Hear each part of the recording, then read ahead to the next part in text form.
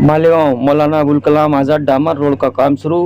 सुलेमानी चौक पर हाफिज अब्दुल्ला के हाथों रोड के काम का आगाज हुआ। काम का मुफ्ती मोहम्मद इस्माइल कासमी ने जायजा लिया।